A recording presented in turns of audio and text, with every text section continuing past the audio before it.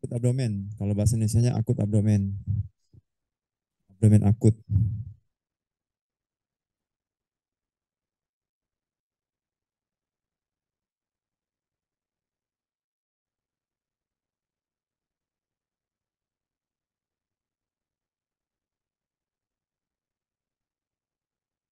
Akut abdomen ini kondisi yang emergensi. Artinya kalau emergensi itu dia kalau tidak dilakukan tindakan segera maka akan membahayakan nyawa. Akut abdomen ini kaitannya nanti dengan kuliah kita yaitu visceral abdomen. Nah, ini beberapa contoh akut abdomen ya. Misalnya peritonitis, kolesistitis, pankreatitis, divertikulitis, appendicitis, salpingitis. Ini semua berkaitan dengan apa yang ada di dalam rongga abdomen.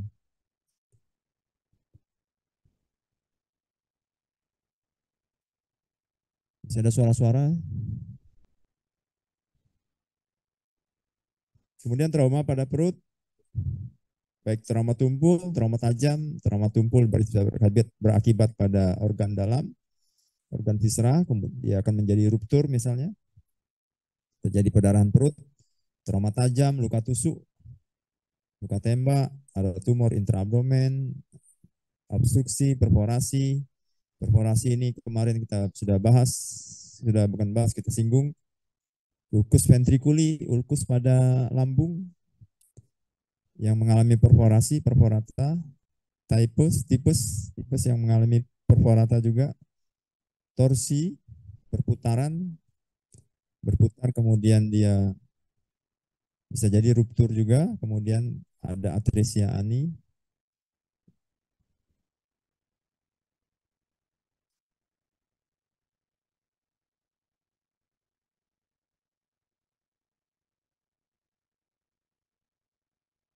Ngobrol apa ya?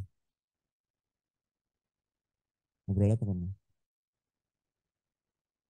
Ya nggak usah diobrolin.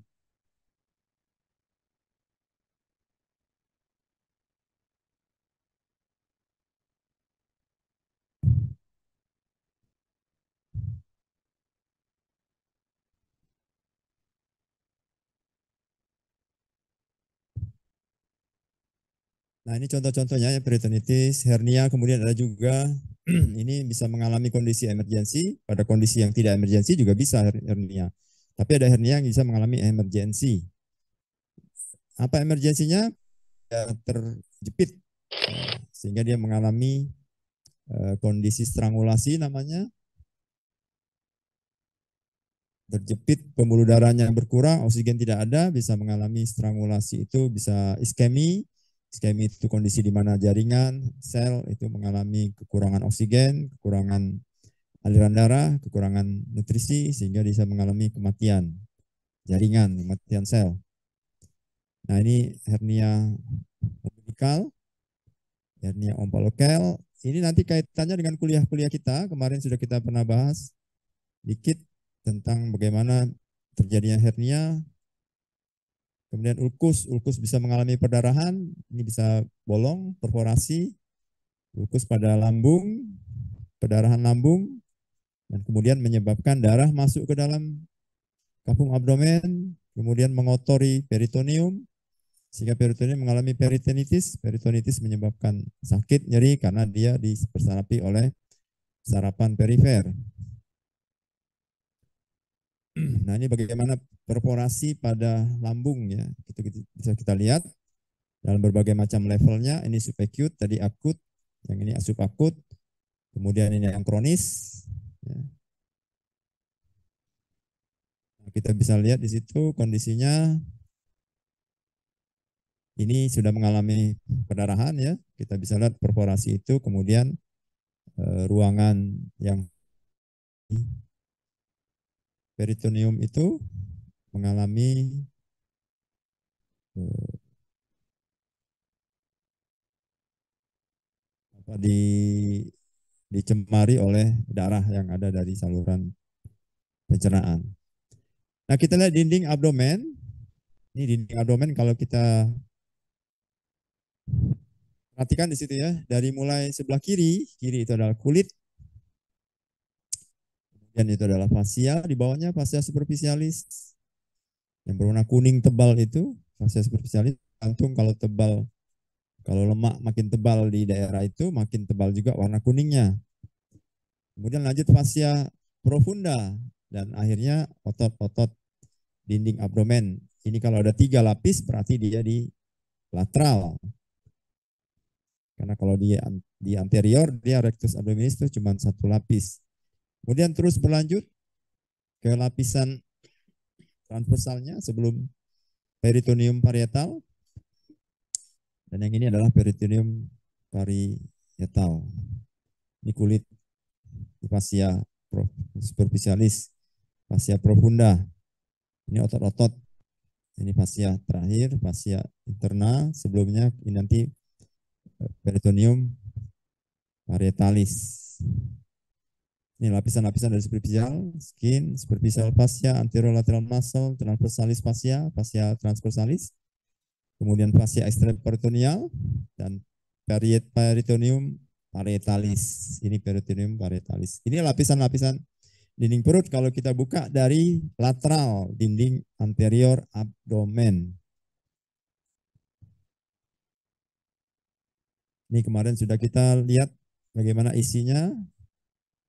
Nah, ini yang kita bicarakan kemarin, potongan sagitalnya kita bisa lihat. Yang warna coklat ini, yang menempel pada dinding abdomen itu adalah peritoneum parietal. Menutupi organ-organ, ini ada vesika urinaria, uterus, kemudian rektum, kemudian ini adalah sigmoid. Akhirnya dia menutupi dinding belakang pelvis, menggantung intestinum tinu, lihat dia melipat, ya, kemudian lipatan ini dia kemudian menjuntai membungkus intestinum tinu, kembali lagi membuat lipatan, jadi ini ada double, lipatan double, kemudian menutupi, kembali lagi. Jadi dia ini satu ya, peritoneum ini jadi satu dia, tapi dia tergantung dia ketika posisinya ada di mana, namanya berubah. Jadi peritoneum itu jadi satu ini, tidak ada yang beda-beda peritoneum, namanya aja yang berbeda. Sama kalau kita lihat kulit, kulit itu semua sama namanya, tapi dia di beberapa tempat kulit mengalami penebalan. Di beberapa tempat dia bahkan ada yang tidak punya kelenjar kering, kelenjar lemak misalnya, itu nggak punya. Misalnya di telapak tangan tuh nggak punya kelenjar minyak. Kalau ada kelenjar minyak, tangan kita licin terus. Ini juga peritoneum, peritoneum itu sama satu ini. Kalau kita semua bersambung, yang coklat ini tidak ada yang putus. Ya. Jadi dia semacam wrapping yang wrap, yang membungkus baik dinding maupun apa saja yang ada di dalamnya. Kemudian balik lagi ke sini, menutup lagi, muncul lagi, menjuntai lagi, membungkus lagi. Ini kolon transversum kemarin, ini mesokolon transversum ya. Menyambung bersambung, ini mesokolon bersambung ke omentum maius. Menyambung lagi dengan gaster. Jadi peritoneum juga. Jadi di omentum maius ini peritoneum juga di sini. Tapi penggantungnya adalah mesokolon transversum, ini omentum minus ya. Jadi lambung itu tetap digantung oleh peritoneum ya, tapi penggantungnya adalah omentum minus. Karena lambung itu posisinya dia seperti terkunci esofagus. Esofagusnya itu dia, kita tahu dia berada di hiatus esofagus, dia prama.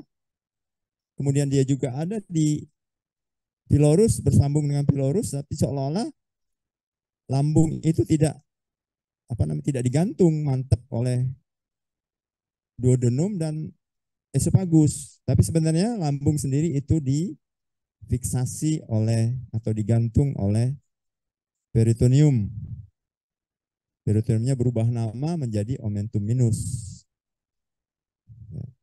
Ini penggantungnya.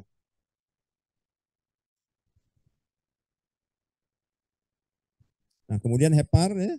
ini hepar, dibungkus juga oleh peritoneum, dan kembali ke depan seperti ini. Jadi inilah gambaran peritoneum, sehingga yang ini, yang dibungkus-bungkus ini penuh, hampir penuh nih, hepar ini penuh dibungkus.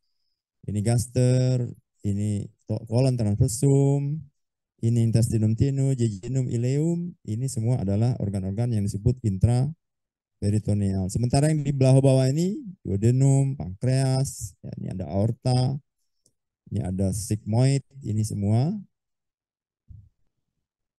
Ini sebagian sigmoid tertutup, sebagian sigmoid itu terfiksasi, retro, sebagian adalah intraperitoneal. Nah, ini asli pada kadaver, yang dijumpai pada kadaver. Ini yang sebelah kiri, ini belum dibuka, kita bisa lihat ini adalah omentum maius, ya, masih menutupi. Nah, ini mengkilat ini adalah peritoneum parietalis. Sementara ini yang mengkilat ini, yang membungkus gaster, ini adalah peritoneum visceralis, termasuk juga ini hepar visceralis warnanya. Jadi seperti plastik wrapping itu ya, kita bisa lihat mengkilat-mengkilat ini. Kemudian ini juga mengkilat, omentum maius. Ini adalah peritoneum apa namanya? Visceralis, karena dia membungkus omentum maius. Ini otot dinding anterior abdomen, dinding anterior, ini dinding lateral. Nah, ini kita bisa lihat ada intestinum tinu, ini ada jejunum, ya, di bagian sebelah kiri, nanti sebelah kanan ke arah kanan dia menjadi ileum. Nah, ketika dibuang isinya, maka ini kita bisa lihat di bagian sebelah kiri tubuh ini masih ada peritoneum parietalisnya. Yang sebelah kanan tubuh ini adalah bagian yang sudah dibuang peritoneum parietalisnya. Ini organ-organnya juga sudah dibuang. Seperti ginjal udah nggak ada di sini. Nah, ini dinding posterior abdomen. Dinding posterior abdomen ini adalah dibentuk oleh muskuloskeletal. Muskuloskeletal itu otot-otot, dan skeletalnya adalah tulang-tulang yang membentuk kolumna vertebra.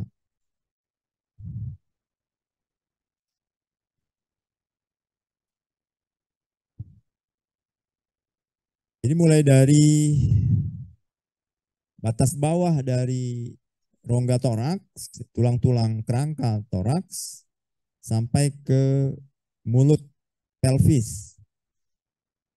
Jadi abdomen itu, nah ini ya, ini abdomen.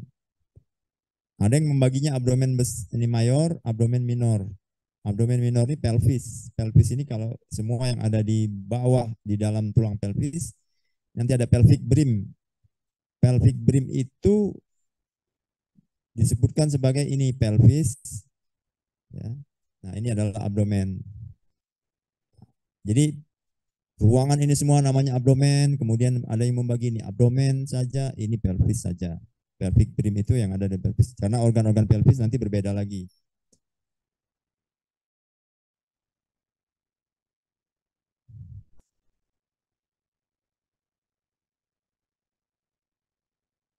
Jadi kita bahas letak organ-organnya, kemudian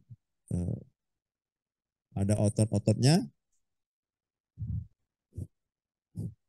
Nah, tadi kita bicara dinding anterior abdomen yang ini tadi.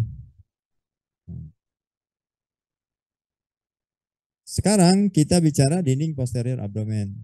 Nah, dinding posterior ini kita mulai dari atas, ini adalah kerangka rongga toraks, ini kosta ya, dinding di belakangnya nih, ini kulit yang hitam ini pelvis, batasnya pelvis brim, pelvic brim, kemudian ini peritoneum yang warna coklat muda ini, nah ini batas peritoneum parietalis, langsung nyambung ke peritoneum Visceralis.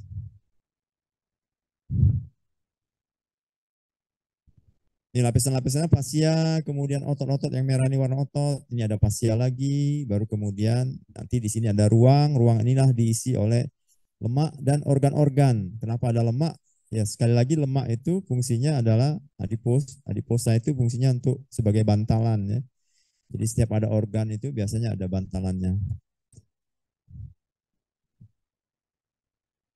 Nah, ini yang struktur disebut retroperitoneal sudah kita jelaskan kemarin. Ketika dia berada di balik ini ditutupi yang retro ya, ini ada organ yang coklat ini ada pembuluh darah, ini ada yang warnanya hijau, ini adalah saraf. Itu tertutupi oleh peritoneum. Sehingga memang ruangan dalam abdomen itu memang betul-betul steril, tidak ada organ-organ lain kecuali dia dibungkus oleh peritoneum. Nah, ini mesenterium. Ini berarti apa ini? Tenu ya, ini tenu. Kemudian ini aorta abdominalis, ya. Ini vena-vena porta. Kalau setinggi, nah kita lihat setinggi apa ya, setinggi vertebra berapa? Karena dia berbeda-beda. Ini sekali lagi kita ulangi lagi, diulangi terus retroperitoneal, intraperitoneal, peritoneal cavity, istilah-istilahnya. Jadi mesentri, meso, mesenterium, meso, mes. Ini pemahamannya. Sudah kita bahas kemarin. Ini posisinya sudah lagi. Nah, bagaimana fascia, bagaimana otot-otot? Jadi di belakang ini, di dinding belakang abdomen kita, ini ada otot-otot. Tentu ada batasnya ya. Jadi dia batas antara 3-12 ya. Ini 3-12, kemudian langsung nyambung ke pelvic brim. Ini kan pendek. Ya. Jadi kalau kita raba tulang turun ke bawah, ya kira-kira begini, 4 jari, 4 atau 5 jari kita sendiri. Nah di situ ada otot ya, di belakangnya ada otot, di lateralnya 3 otot, dinding abdomen, tapi kemudian masuk ke belakang ada otot. Otot itu adalah otot psoas, otot iliak, dan otot-otot lumbar lainnya. Nah ini ya, ini otot psoas,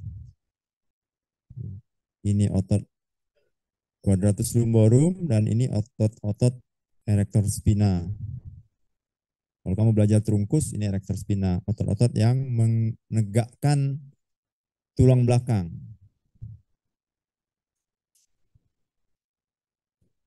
Nah, otot ini dilapisi oleh fascia. Jadi sebelum dia dilapisi oleh peritoneum, dia sendiri dilapisi oleh fascia. Jadi double ya, otot itu dilapisi oleh lapisan yang double. Dia sendiri punya fascia. Setelah itu ditutupi lagi oleh peritoneum parietal. Ini tadi otot yang kita sebut dinding lateral abdomen,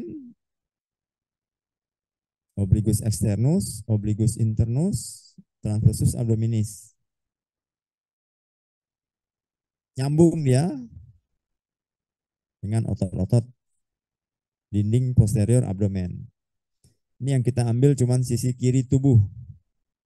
Ini tulang vertebra, ini vertebra lumbalis.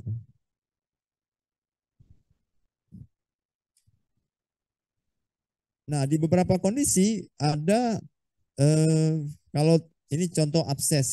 Abses itu adalah kumpulan nanah atau pus ya. Sebutnya pus, itu ada pus, fokus, kumpulan nanah.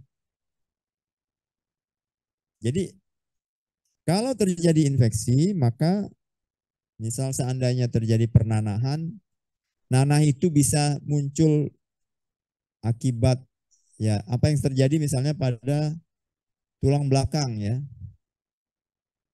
Jadi korpus vertebra itu misalnya kalau dia mengalami pernanahan pada kondisi kanker misalnya, ada metastasis kanker yang mengalami metastasis atau TB misalnya, TB atau tuberkulosis tulang.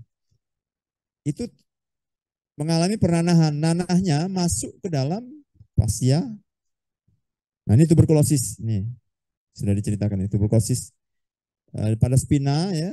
Jadi pada tulang belakang ini ada tuberkulosis tulang sehingga menyebabkan dia mengalami pernanahan. Nanahnya itu masuk ke dalam fascia psoas ini.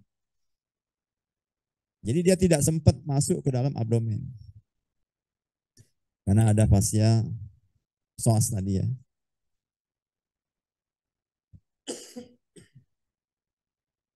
Kemudian kamu perhatikan juga nanti proyeksi organ. Jadi kita tuh memperkirakan organ ini apa dilihat dari proyeksi tulang belakangnya.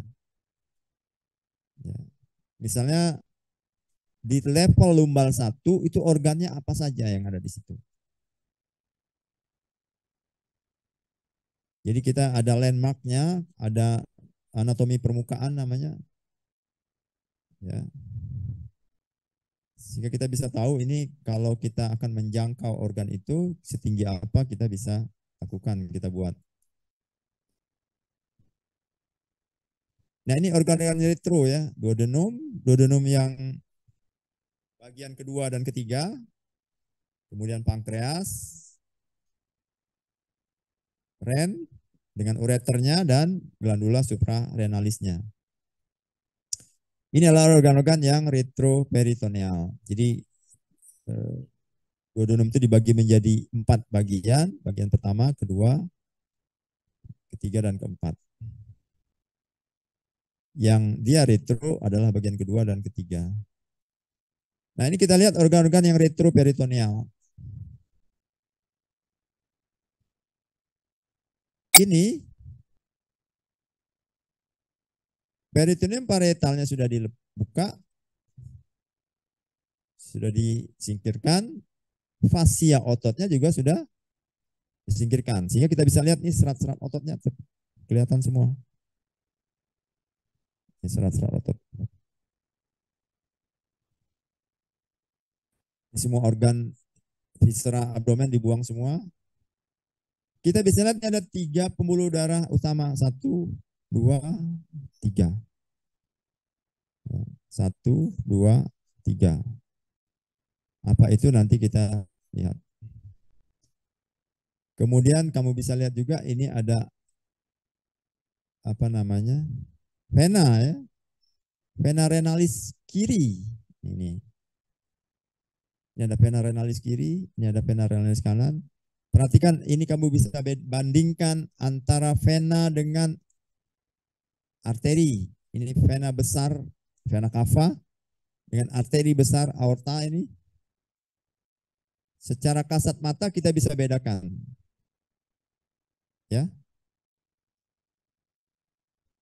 Perbedaannya ini lebih tipis, vena lebih tipis. Ya, aorta, pembuluh darah arteri itu lebih tebal gitu. Nah, perhatikan mana yang keluar dari masing-masing. Kalau ini keluarnya berarti ini arteri. Ini keluar dari aorta, ini arteri berarti. Kalau ini keluarnya dari vena, ini vena berarti. Jadi ini vena renalis, vena yang berasal dari ginjal kiri. Ini ginjal kanan. Kalau kita sebut vena itu urutannya dari perifer ke sentral. Kalau kita bicara arteri, kita sebut dari sentral ke perifer.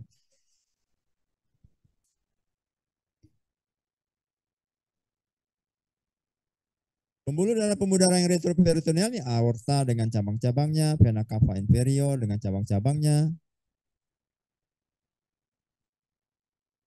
Kalau vena bukan cabangnya, tapi muara-muaranya, ya, vena-vena porta dengan muara-muaranya dan pembuluh limfe dengan nodusnya.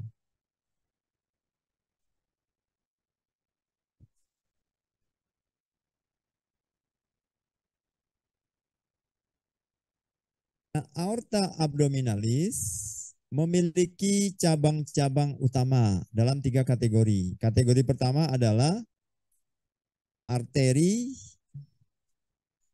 yang memperdarahi atau yang keluar secara single, sendirian dia.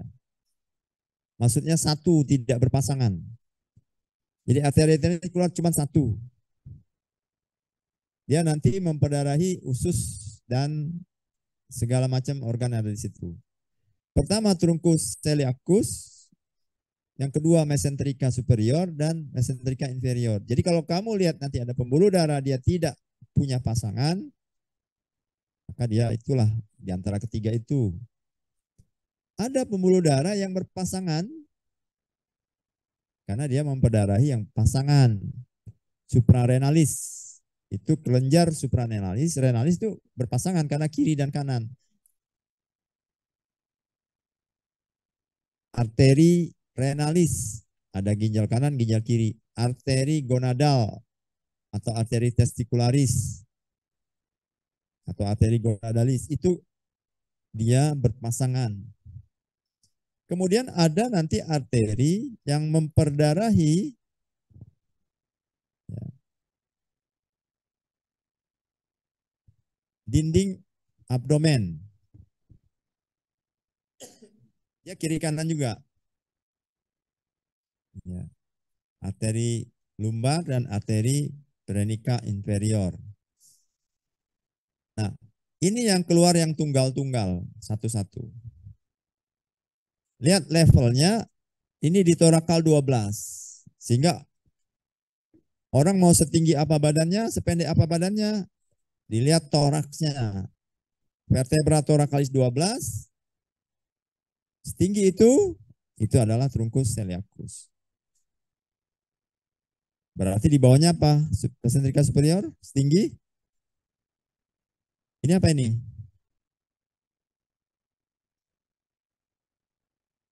Apa? Berarti lumbal 1, setinggi lumbal 1 berarti mesenterika superior. Ini lumbal 3, setinggi lumbal 3 berarti mesenterika inferior.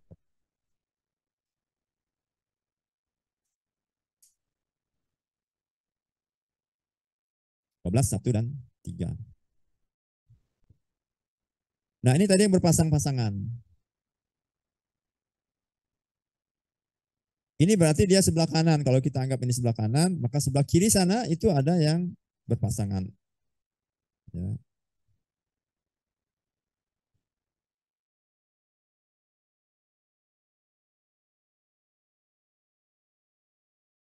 Ingat arteri lumbar. Ini juga yang berpasangan, suprarenalis. Ini sebelah kanannya ada, berarti sebelah sananya juga ada. Ini arteri renalis. Arteri renalis berarti juga sekitar lumbal 2.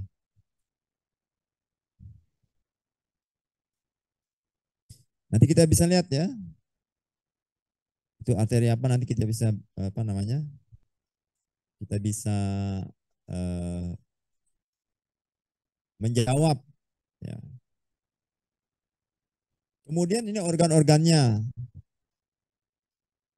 Organ dengan pembuluh darahnya.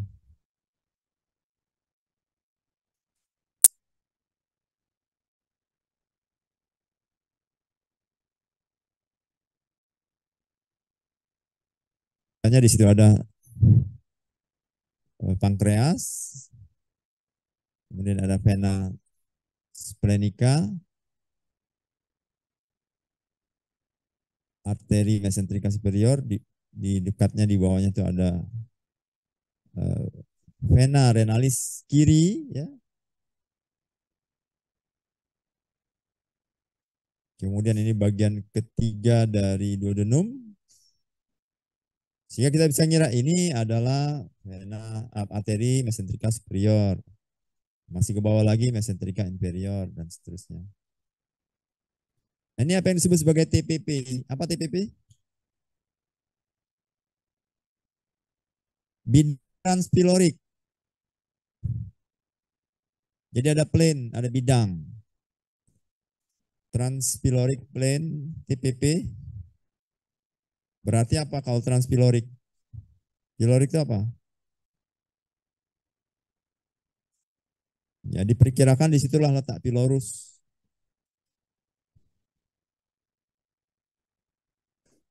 Dia setinggi lumbal 1. Kalau transtubercular plane itu setinggi lumbal 5. Tuberkular. Tuberkular itu ada tuber. Ini ada tuber di tulang pelvis kanan dan kiri. Ada nyebutnya tuber, tapi sebenarnya spina itu ada yang nyebut spina.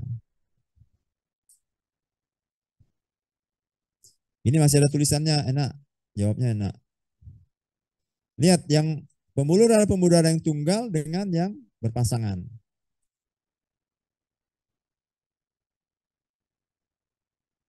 Ini trunkus celiacus. Ya.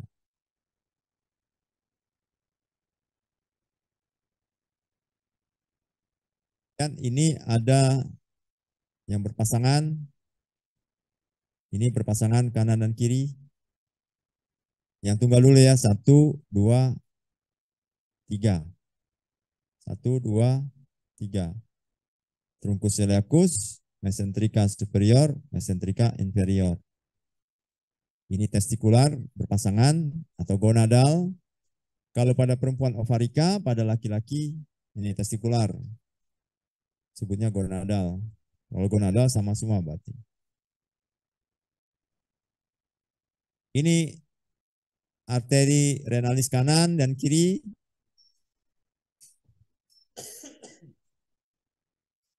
Ini suprarenalis kanan dan kiri. Ini yang inferior, renica inferior, kanan dan kiri. Ini lumbar arteri kanan dan kiri. Itu yang berpasangan.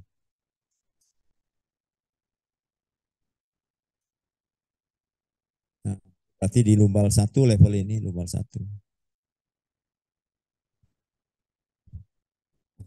Kemudian nodus limfatikus. Ada yang pre-aortic, ada yang para-aortic. Kalau pre-aortic ini dia single. Dia di depannya posisi di depan. Kemudian yang para-aortic itu dia berpasangan. Ini kalau yang dari viscera abdomen, ada yang juga berasal dari dinding abdomen.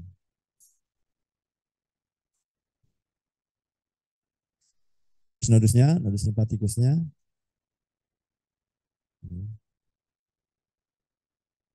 Ini yang pre-aortic ya, dia ada di depan ini pre-aortic, kemudian ada yang di samping-sampingnya itu para-aortic. Ini yang para-aortic. Ini tadi pre-aortic dan ini di samping-sampingnya itu para-aortic. Ada juga saraf di sini yang keluar. Tentu dari dinding dari apa namanya? Dari kolon vertebra ya yang keluar dari situ.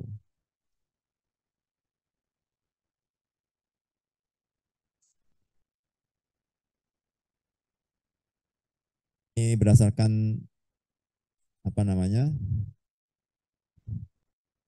Ini nanti masuk ke kemarin sudah dibahas di ini ya, di ekstremitas inferior ya.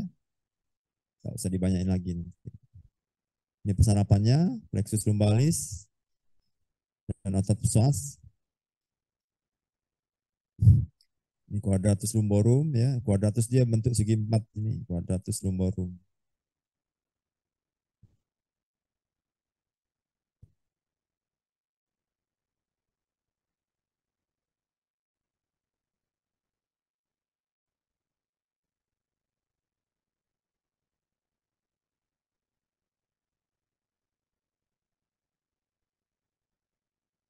Psoas ya, psoas mayor dan otot iliacus.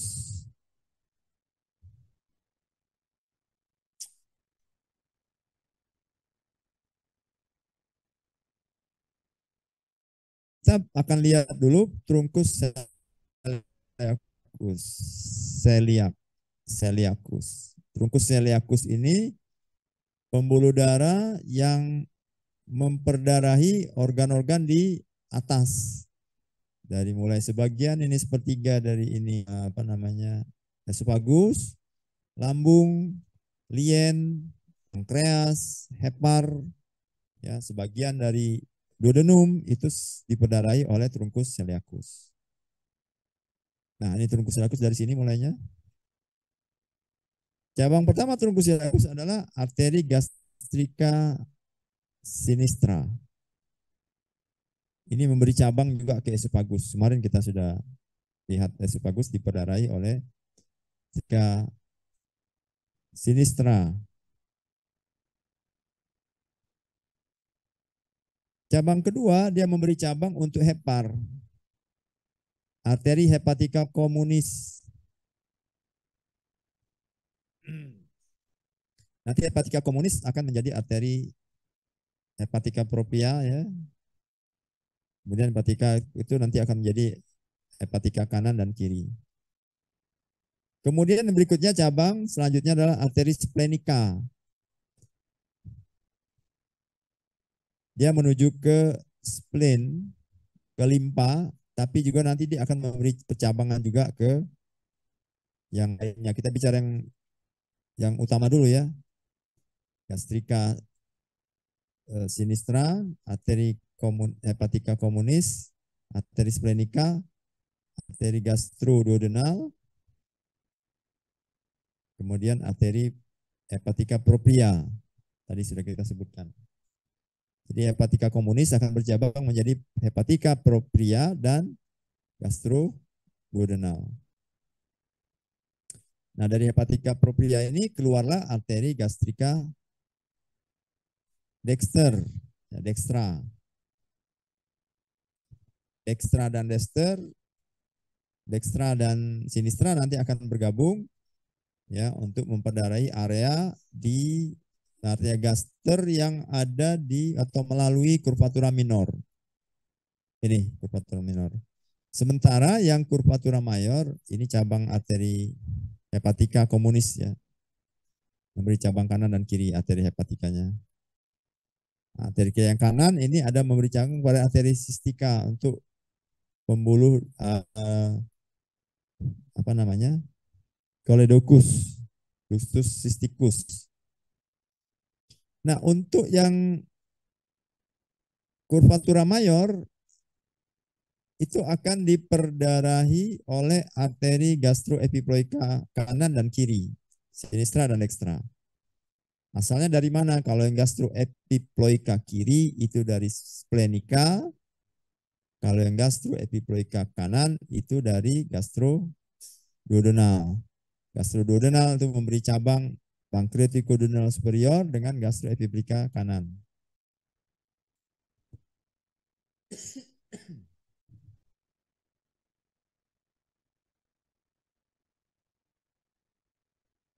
Ini trunkus celiacus.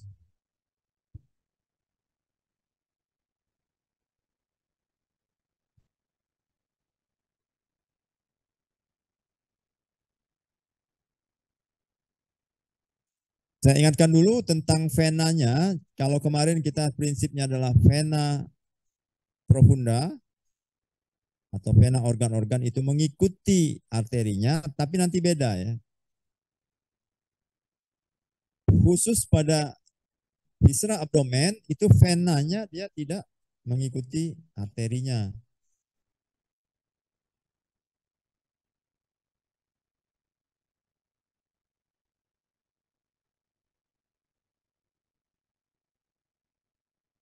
Venanya. Nah, trunkus celiacus tadi. Pertanyaan saya, ini apa ini? Apa yang saya tunjuk?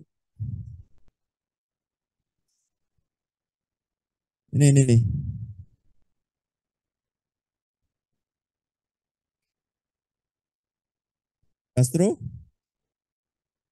Gastroepiploika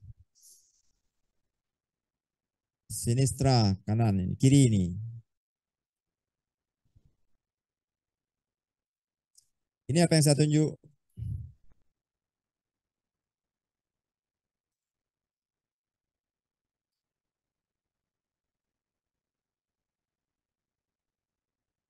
Ini apa yang saya tunjuk ini? Pembuluh darah apa ini?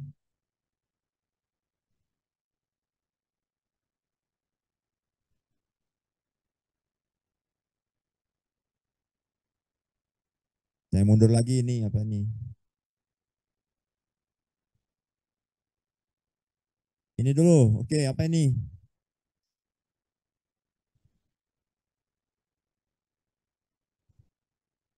Yang belakang apa ini? Yang belakang. Apa ini saya tunjuk nih?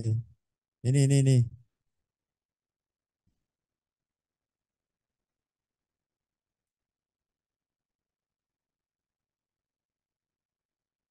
Ayo ngomong yang kuat.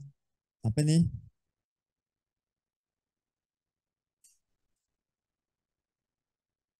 Karena ada kamu di situ. Gak ngepek kamu. Itu kan sudah kamu print. Apa ini? Hah? Hepatika komunis. Kan sudah tadi dilihat. Itu. Hepatika komunis, plenika, baru kemudian propia. Propia nanti beri cabang lagi, gastrika kanan. Gastrika komunis, propia, kemudian gastroduodenal. Gastroduodenal ke duodenum, jadi superior pankreatikoduodenal, kemudian memberi cabang ke curvatura mayor. Gastroepiploika kanan, gastroepiploika kiri berasal dari splenika. Muter-muter di situ aja dia.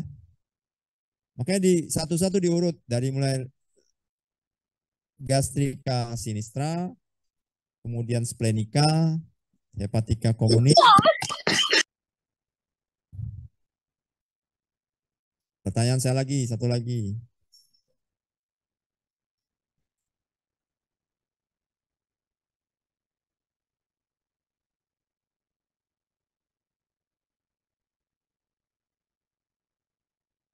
Apa nih?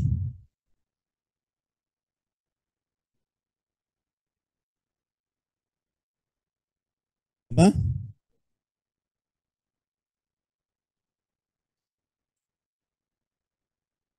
Kuat-kuat pakai masker nggak kedengeran saya. Apa ini? Halo?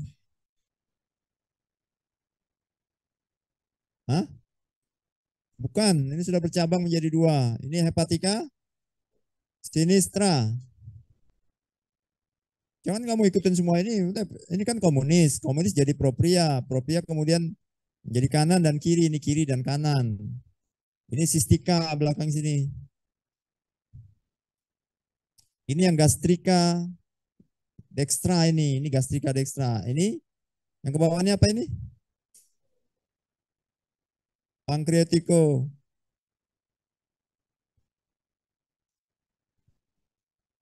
Gastroduodenal maksudnya.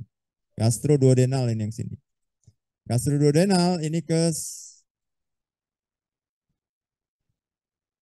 yang ke bawah, ini ke bawah ke pankreas.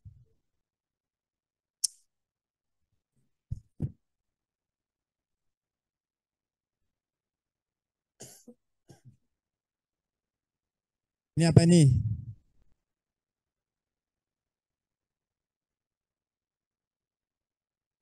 Ini apa ini?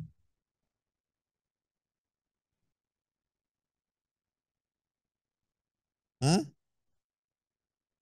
Gastroduodenal. Terus ke sini, ke curvatura mayor.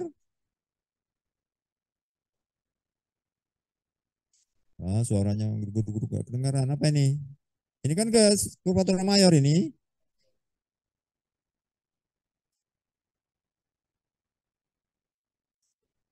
Gastroepiploikia dextra. Terus ke bawah ini apa?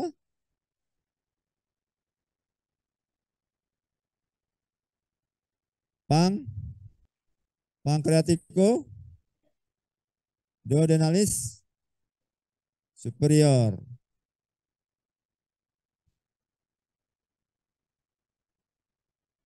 Ini apa ini tadi sudah ya tadi? Ini apa ini? Splenica. Ini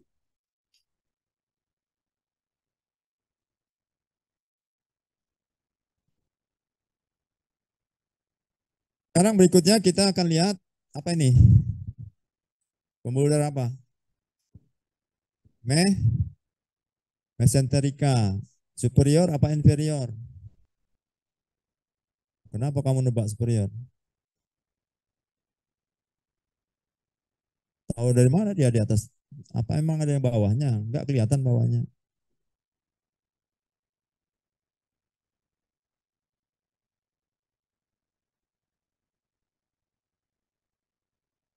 Jangan bilang di atas. Kan nggak ada jelas ini bawahnya siapa. Kecuali jelas bawahnya yang mana. Yang jadi patokan apa? Kenapa di situ? Kan tadi saya sudah bilang, lumbal, lumbalnya yang dilihat. Level dari vertebranya yang dilihat. Level lumbalnya kelihatan nggak? Level vertebranya kelihatan nggak? Hah? Nggak kelihatan. Yang kelihatan di situ apa?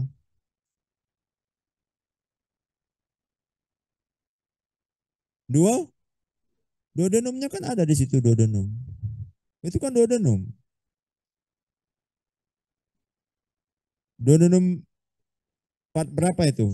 Dari 1, 2, 3, 4.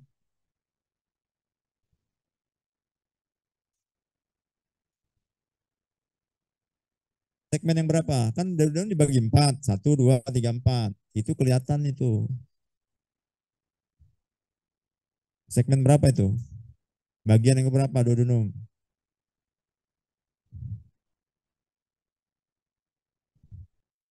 Kamu bisa tahu nih mesenterika superior karena di sini duodenum. Bukan ini jawabannya di atas, nggak ada. Ini ya dari kira-kira duodenum. Transpilorik tadi ini sebelah sini. Ya keluarnya kan kemungkinan besar ini masih keluarnya kan dari sini kelihatan tuh.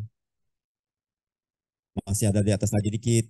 Kalau ini lumbal 2, maka di atasnya adalah lumbal 1. Berikutnya ciri khas yang lain dari superior apa? Kalau ngeliat ini aja, kamu nggak usah lihat lumbalnya tadi, level lumbal. Apalagi yang lihat? Supaya mudah mengingatnya.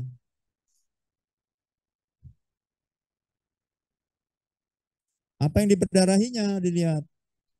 Lihat, dia memperdarahi mulai dari mana sini? Ini sampai ke sini. Apa yang diperdarahinya itu juga menjadi petunjuk. Ya. Yang diperdarahinya adalah mulai dari sebagian duodenum, part berapa nanti lihat. Tadi kan kalau sebagian duodenum oleh celiacus, sebagian oleh sentrika superior. Celiacus dari mana tadi? Cabangnya kalau celiacus, duodenum yang diperdarahi oleh dari celiacus, cabang yang mana? Kan ada namanya tadi duodenumnya. Gastroduodenal. Nah, ini diperdarahi mulai dari situ sebagian duodenum, kemudian jejunum, ileum, kemudian cecum, terus ascendent, terus transversum. Nah, transversum nanti batasnya mana? Baru kemudian sebelah kirinya baru mesenterika inferior. Tadi ya, pankreatiko duodenal superior dari mana asalnya? Ini kan pankreatiko duodenal inferior, asalnya dari mesenterika superior. Pankreatiko duodenal superior dari gastroduodenal dari hepatika komunis. Hepatika komunis dari trunkus celiacus.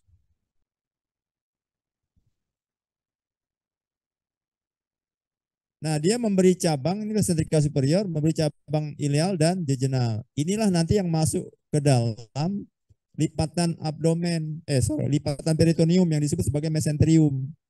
Orang sering menyebutnya arteri mesenterika saja. Pada jejunum, ini lihat arkadenya, ini arkade ya nanti. Arkade itu anyaman, siluet dari pembuluh darah tersebut. Makin ke ujung dia anyamannya makin banyak. Coba perhatikan ini. Ini kan cuma satu. Begini nih satu. Makin ke ujung, makin ke ileum banyak ini. Ini bertingkat. Nambah lagi, nambah lagi, nambah lagi. Jelas ya perbedaannya jelas. Jelas ya? Gitu aja nggak jelas. Jelas dong. Kemudian memberi cabang juga kepada iliokolika. Iliokolika itu inilah pada ileum dan kolon. Kolika itu kolon. Ilio itu ilium. Ini ileum. Cabang. Kemudian cabang ke apendik. Arteri apendikular. Memberi cabang ke kolon anterior, ascenden ya. Kemudian ke kolon transversum. Separuh dari kolon transversum. Nah, sekarang perhatikan dulu vena mesenterica superior. Truncus celiacus ada venanya enggak? Nanti perhatikan ya. Kaitannya nanti dengan sistem porta hepatis. Sistem porta hepatis itu nanti sistem porta itu ada di mana-mana.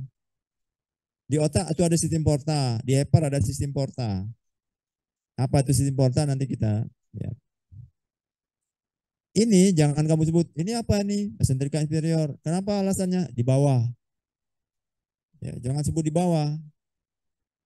Alasannya apa? Yang mendasar di sini. Dia memperdarai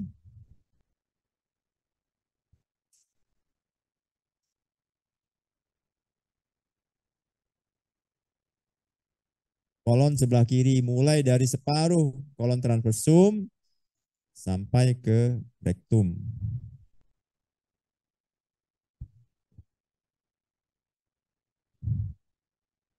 Lihat, ini yang membedakan antara IMA dan SMA. Apa IMA? Mesenterika inferior. Lihat tadi, itu kan ada duodenum ya. Tuh, SMA itu di atas duodenum. Jadi patokannya duodenum tadi, bukan oh di atas, bukan.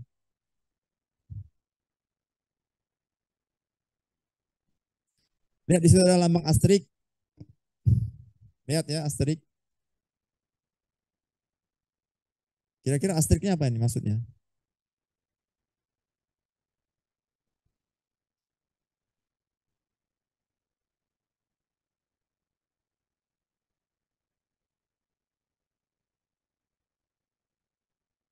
Itu judulnya materi marginalis kolika. Nah ini struktur histologi ya, histologinya. Mungkin sudah belajar histologi, nggak perlu saya perdalam. Mau menunjukkan saja bahwa ini nih, arteri dan vena mesenterika. Yang kita sebut arteri jejunal dan ileal tadi, ini sering disebut cuman arteri mesenterika. Tergantung dia kalau dia di duodenum ya, kalau di jejunum ya jejunum, kalau di ileum ileum. Pertanyaan saya, ini kira-kira ileum atau jejunum?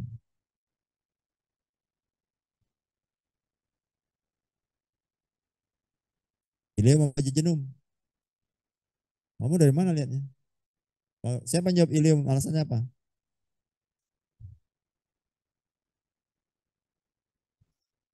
Alasannya? Ini semua ada. Jejunum ada, ini ada juga. Beda pilih jejunum dan ileum apa pilihnya?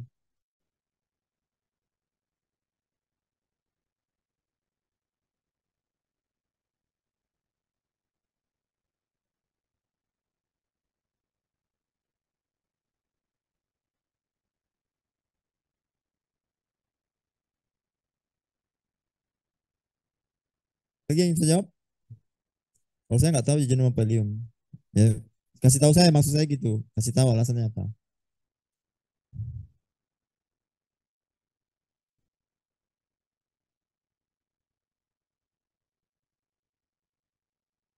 Histologi kan, histologi.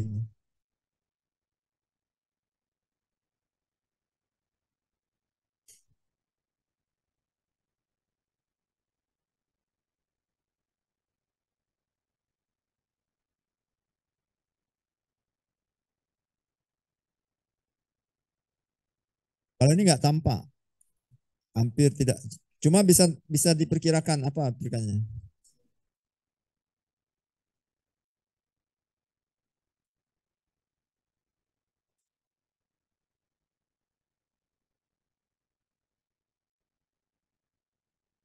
Yang bisa jawab?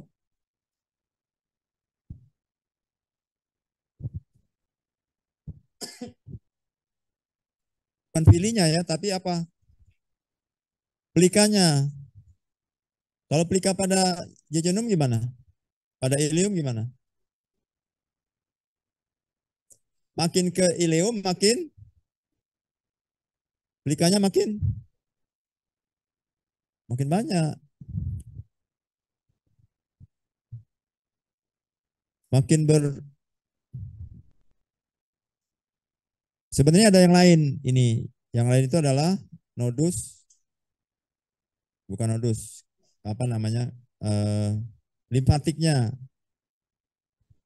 Satu. Kemudian yang berikutnya adalah apa lagi? Ini kan struktur umum lah ya. Kemudian inervasi. Inervasinya itu ada dua plexus. Plexus mentricus, kemudian plexus submukosal. Nah, plexus ini nanti membawa parasimpatis, simpatis, kemudian serabut-serabut sensoris visceral yang kemarin saya sebutkan. Parasimpatis itu fungsi, secara umum pada digestivo ininya apa fungsinya? Parasimpatis.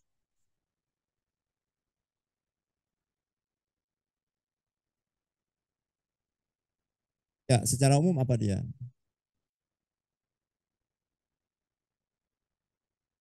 Membuka sphincter satu. Yang kedua, mengeluarkan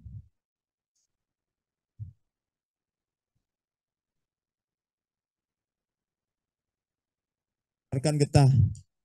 Getah itu apa getah?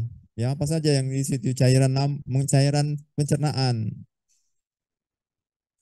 Dari statisnya gimana kalau parasimpatis? Cepat atau lambat? Parasimpatis. Dia pengaruhnya pada prestasi, kemudian pada sekresi, yang kedua ketiga pada sphincter. Itu yang membedakannya, simpatis parasimpatis. Ingetin itu, sphincternya bagaimana, peristatisnya bagaimana, kemudian satu lagi, tadi barusan saya sebut, sekresi. Kemudian sistem saraf entrik.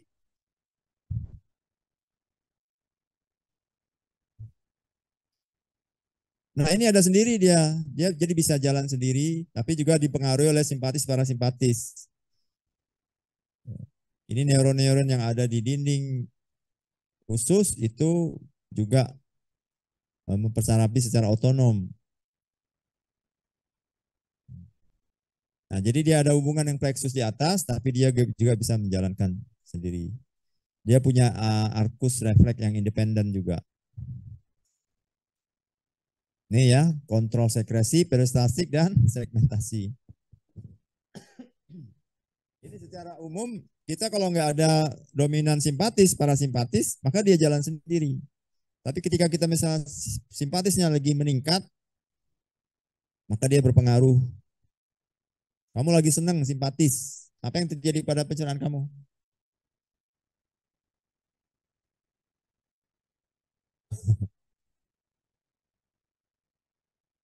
Lagi tegang. Kalau tegang gimana? Cemas. Apa yang terjadi? Nah, sistem saraf otonom itu meningkatkan maupun menurunkan kontrol sistem Enterik.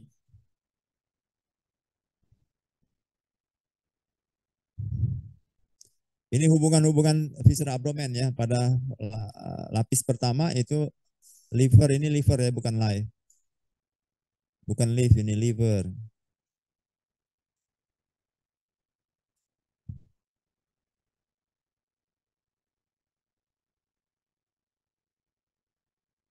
Saya ini kamu hubungan-hubungan ini liver, kemudian gaster, gallbladder, ini satu, ini bukan layer maksudnya ya. Satu kesatuan. Spleen, pankreas, duodenum, satu kesatuan. Kalau mau mempelajarinya lebih mudah. Glandula supranalis, ren, ureter, vena cava, abdominal, itu satu kesatuan. Lewat dulu ini. Liver. Oke, liver, pankreas, salivary gland ini enggak terlalu. Ingat aja ini gambarnya. Nah ini.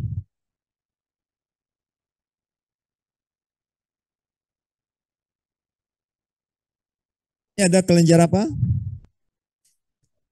Parotis. Kelenjar liur yang terbesar parotis. Ada lagi kelenjar sub ada lagi satu lagi sub mandibular. Semuanya menghasilkan saliva, liur. Kalau terjadi peradangan, parotitis namanya. Nama Inggrisnya apa? Parotitis. Bahasa Inggrisnya apa? Gondongan. Bahasa Indonesia gondongan ini. Bahasa Inggrisnya apa? Hah?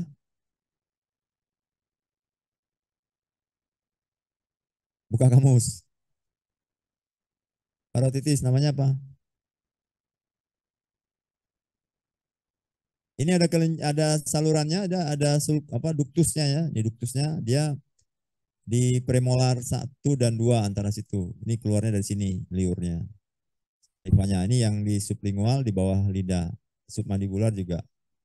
Dia di apa namanya? Di sisi bawah dari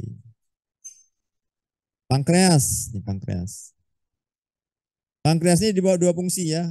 Fungsi eksokrin dan endokrin. Ekso itu berarti dia dikeluarkan dari luar tubuh. Maksudnya tidak masuk ke pembuluh darah. Endokrin masuknya ke pembuluh darah. Beda ekso dan endo itu aja. Kalau eksokrin menghasilkan pancreatic juice. Pancreatic juice terdiri dari enzim yang dia mencerna karbohidrat, protein, dan lemak.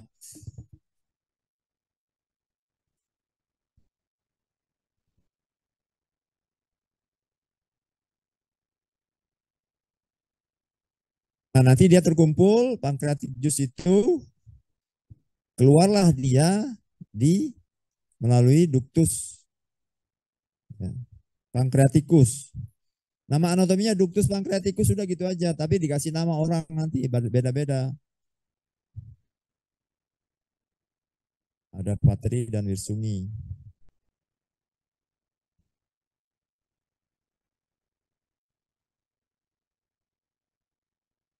Bergabung dia ductus itu dengan ductus biliaris, ductus.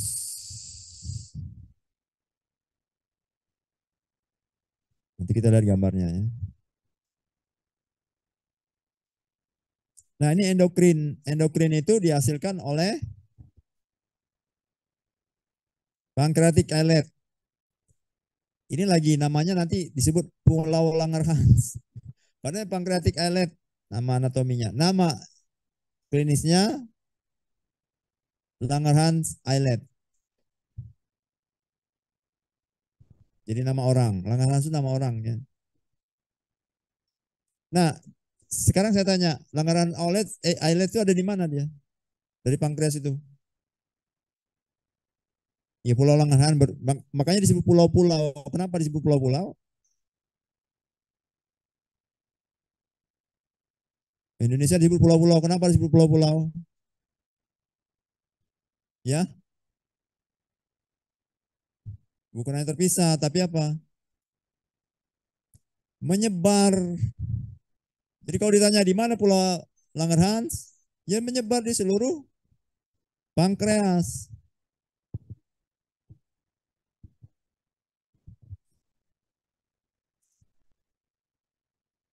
Ya, menghasilkan hormon, insulin dan glukagon. Secara umum fungsinya mengontrol gula darah. Suplai pembuluh darahnya dari arteri splenika dan mesentrika. Superior ya.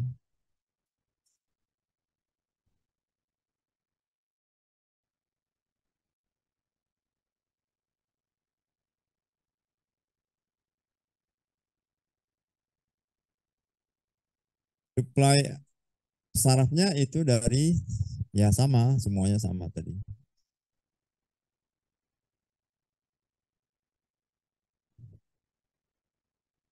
Nah, ini kita bisa lihat. Ini pankreasnya, kemudian ini duktusnya. Duktus pankreatikus ada dua, ada yang utama, bibir sungi, ada yang tambahan aksesorius.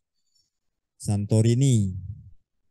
Di ujungnya nanti ada papila. Papila itu sama kayak sphincter ya, papila. Papila itu pentil.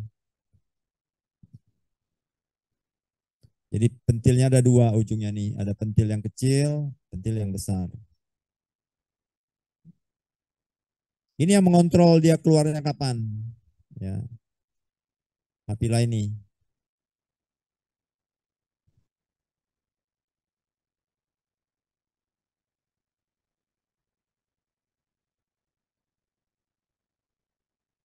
Kemudian ini hepar, kelenjar terbesar, dan seterusnya, dan seterusnya, dan seterusnya. Yang paling penting itu nanti kamu pelajari bukan heparnya ini, bukan lobusnya, nggak penting. Di luar kepala, lobus ada 4, selesai. Yang penting itu adalah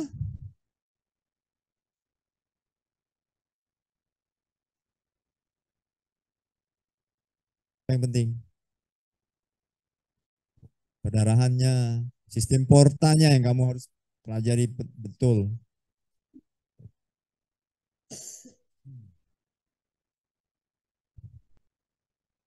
Sistem porta hepatik. Lihat ya, perhatikan. Vena hepatika masuk ke vena cava inferior. Itu dulu satu, ingat. Kemudian ada porta hepatis. Apa itu porta hepatis? Hepatis adalah sistem yang dibentuk oleh arteri hepatika. Pertanyaan saya, arteri hepatika berasal dari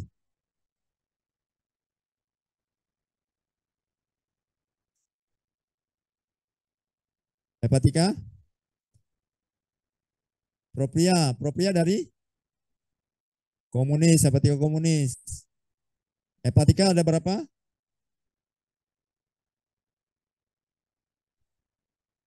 Apa? Hepatika ada dua, kanan dan itu sistem porta itu ada arterinya, ingat ya. Yang kedua ada venanya, ada sistem, ada vena porta hepatik.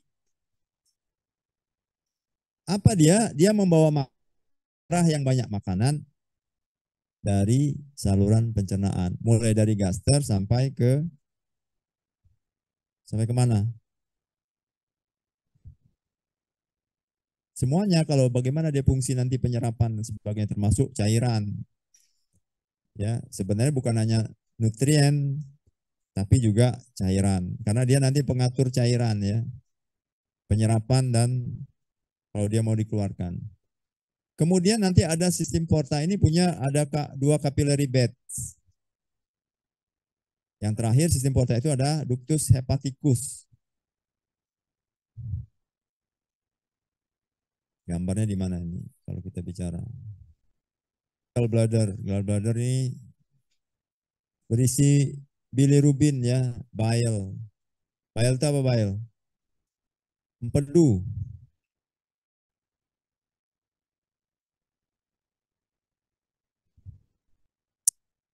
Bile duct ini dia Jika terjadi sesuatu ini, misalnya peradangan pada ductus biliaris itu nanti gini ya. Pertama dimulai dari ductus hepaticus, kanan dan kiri. Kemudian ductus hepaticus communis menjadi ductus biliaris.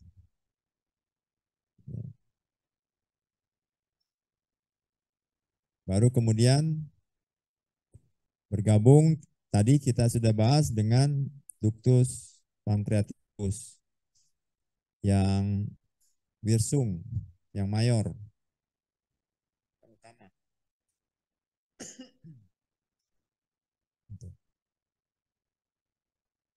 Apa yang diproduksi empedu dari hepar, nanti sebagian dimasukkan ke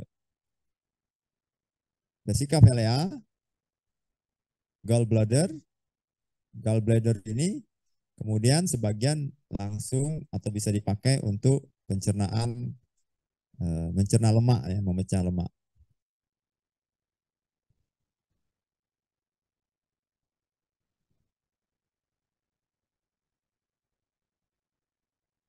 Tadi disekresikan hepatopankreatik, ya, ampula pater.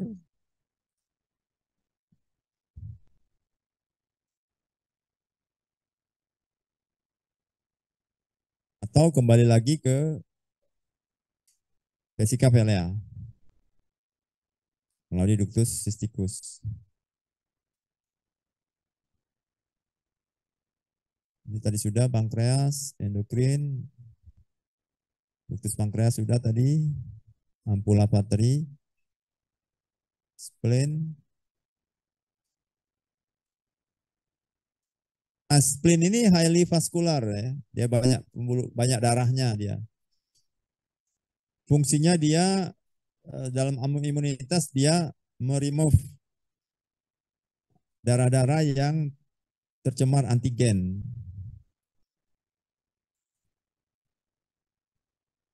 Kemudian menghancurkan sel-sel darah, dan yang terakhir ini menyimpan platelet.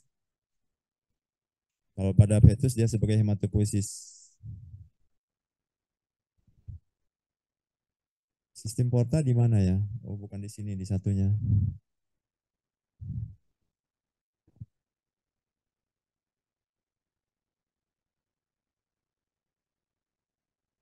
Ini nih, tarik.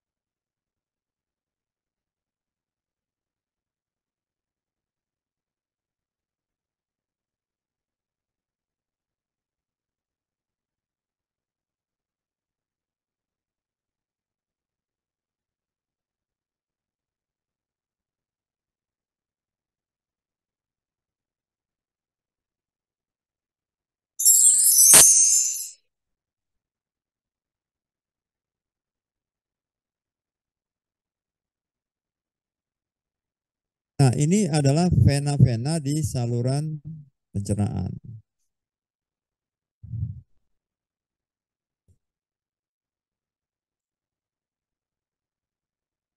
Maksudnya tadi bukan saya katakan tidak itu ya, bukan kembalinya. Ya. Kalau misalnya begini, kan tadi ada arteri mesenterika superior. Kalau kita tanya nanti lihat dia kembalinya tuh, kalau arteri mesenterika superior asalnya dari mana?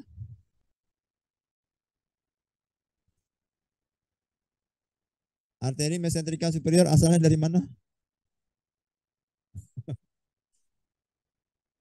Kan ada gambarnya tadi. Asalnya dari mana? Arteri mesenterika superior asalnya dari mana? Kok kamu bingung? Siapa yang jawab tadi suaranya mana? Tunjuk tangan. Apa dari mana? Mesentrika superior. Mesentrika superior. SMA tadi. Dari mana asalnya? Dari mana? Aduh, aorta. Trunkus celiacus dari mana?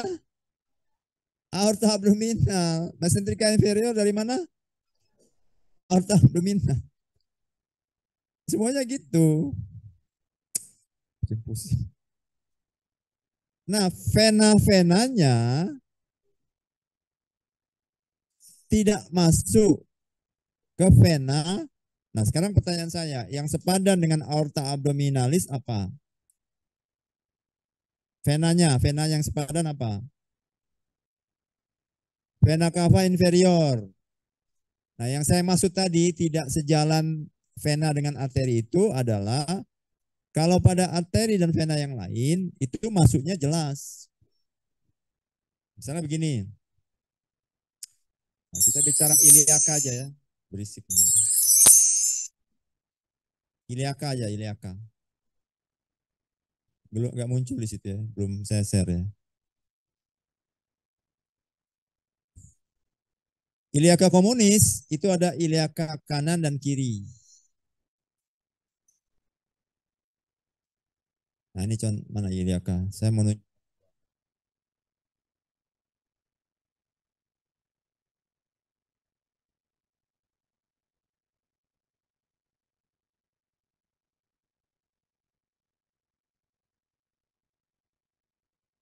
iliaka itu kan nanti ada arteri iliaka komunis kanan kiri, kemudian iliaka eksterna dan interna. Ini aja lah. Oke. Lihat ya ini ya.